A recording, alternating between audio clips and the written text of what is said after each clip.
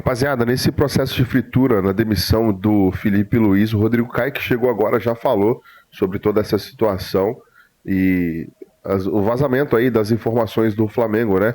Dá uma olhada aqui nos cortes que eu separei, tem o Vene Casagrande também.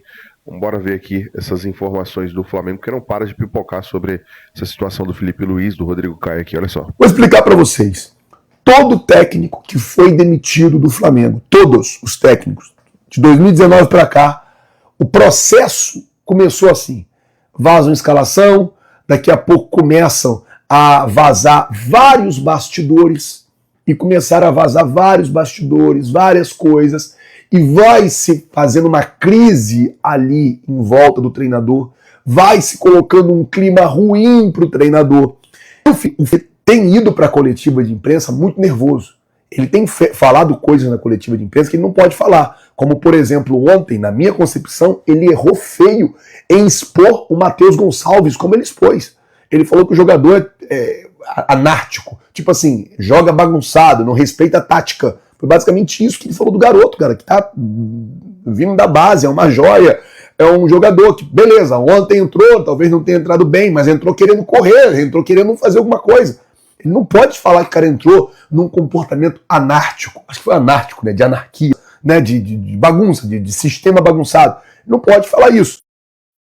E isso aí é um fato, né, porque se você reparar bem como é que funciona o processo de fritura de técnico, de demissão de treinador no Flamengo, inclusive o Rogério Ceni, que foi demitido aí às 2 horas da manhã, 3 horas da manhã, de madrugada, né?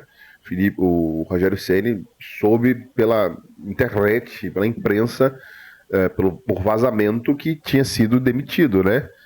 Pelo Instagram ele soube que tinha sido demitido. E esse é o processo de fritura que acontece com todo treinador no Flamengo e já estão fazendo com o Felipe Luiz, né? Começa a vazar informação de escalação, começa a vazar informação de interno, de jogador insatisfeito, jogador não sei o quê. Esse é o processo. E o José Botto, um dos motivos dele ter sido contratado foi justamente minimizar este vazamento de informações, minimizar e diminuir ao máximo pessoas circulando dentro do elenco do Flamengo, no sentido de não vai para pré-eleição, não vai para concentração, não viaja com a delegação, não entra no ninho do urubu. E ele foi fazendo isso. Conseguiu por um momento, só que agora voltou a vazar a escalação de novo.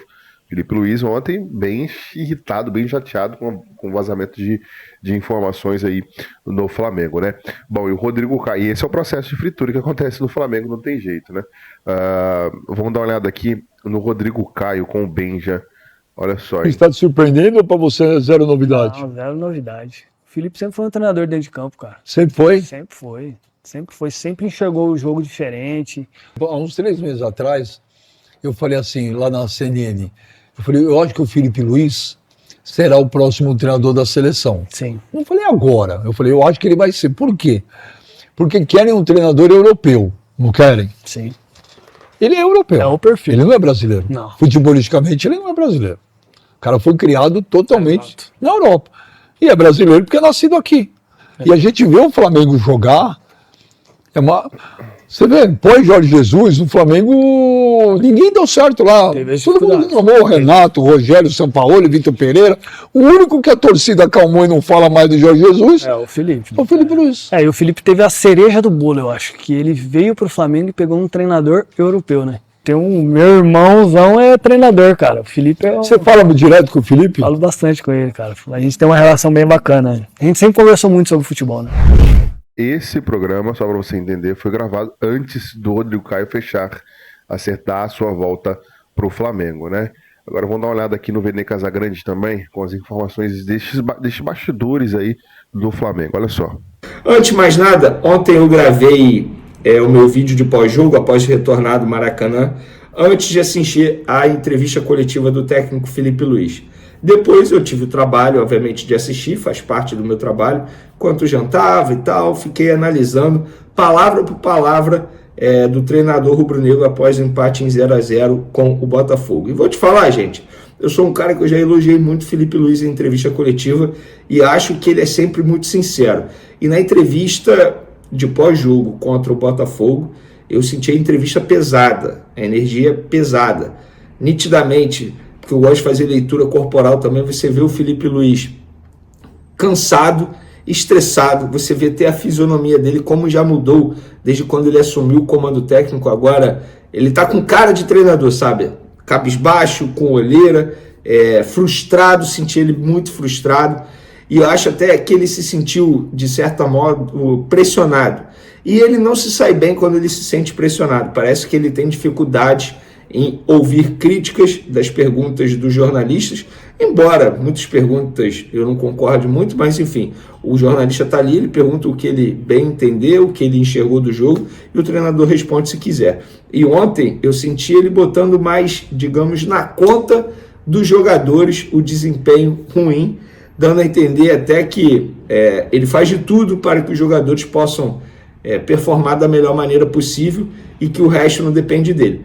Ele, obviamente, está se referindo, eu estou me referindo ao setor ofensivo, porque o setor defensivo vai muito bem, obrigado. Nos últimos 11 jogos, apenas 2 jogos, o setor defensivo foi vazado.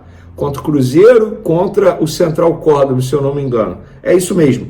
O setor defensivo vai muito bem. E quando a gente fala setor defensivo, não é apenas os 2 zagueiros ou os 2 zagueiros com os laterais. Na verdade, é toda a marcação que vem desde lá do começo do setor ofensivo. O grande problema é que o setor ofensivo não desempenha da melhor maneira possível. E não desempenha por quê? Porque os jogadores estão abaixo. Gente, hoje eu falei no SBT e vou repetir aqui, nesse momento. Hoje, o Flamengo não tem o melhor elenco do futebol brasileiro. Para mim, o melhor elenco é o do Palmeiras. É o mais equilibrado, o mais homogêneo. Onde eu quero chegar? Por exemplo, sai um titular, o reserva, ele pode não estar no mesmo nível, mas fica muito próximo. No Flamengo, sai o Pedro, que é titular. Quem é o reserva do Pedro? Não tem. Sai o Arrascaeta, não tem reserva para o Arrascaeta.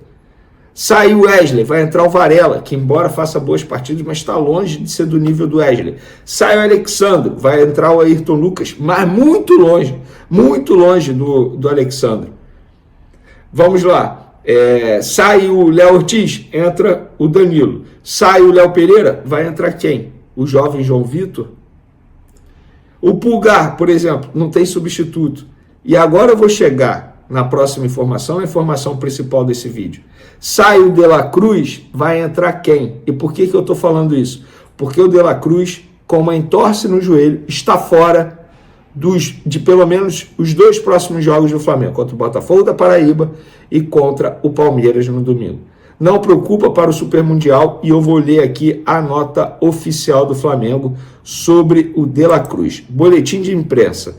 O atleta Nico De La Cruz, substituído no segundo tempo do clássico entre Flamengo e Botafogo, realizou o exame de ressonância magnética na tarde desta segunda-feira, após sofrer uma entorse no joelho esquerdo. O exame descartou lesão cirúrgica.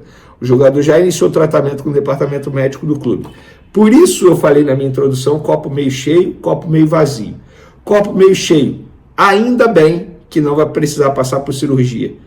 Ainda bem. Copo meio vazio, a entorse no joelho vai fazer com que ele fique fora de pelo menos os 2 próximos jogos. Jogos importantes, sobretudo contra o Palmeiras. E aí, o Pulgar é dúvida ainda. Se o Pulgar não jogar, se o De La Cruz não jogarem, qual vai ser o meio-campo do Flamengo? Vai recuar o Gerson para volante, junto com o Everton Araújo?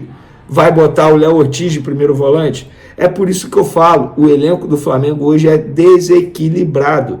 O time titular pode ser o melhor, mas o elenco é desequilibrado, o nível cai muito. O setor ofensivo do Flamengo hoje, gente, com todo respeito, é inoperante. O Michael não tem nível para jogar no time do Flamengo. O Juninho não tem nível para jogar no time do Flamengo. Não tem. O Gonzalo Plata tem nível, mas vive se machucando. O Cebolinha tem nível, mas vive se machucando. O Pedro, fisicamente falando, ainda está abaixo. O Arrascaeta não vai conseguir jogar todas as partidas. Ele não foi poupado contra o Botafogo. Ele não tinha... Então o Flamengo aí com muitos problemas, né? Além de vazamento de informações, de escalação que prejudica bastante, parece que não, mas prejudica bastante, também essa situação de lesões, né? Parece que não tem fim, todo jogo é um, é outro. Dos últimos jogos aí foram 2, foi o Eric Pulgar, foi o Alan, né? E aí o Flamengo teve que jogar com o Everton Araújo, Aí, ontem contra o Botafogo foi o De La Cruz, complicada a situação também pro lado do Felipe Luiz. Coloque a sua opinião nos comentários, se inscreva, acione o sino, deixa o like, até o próximo vídeo.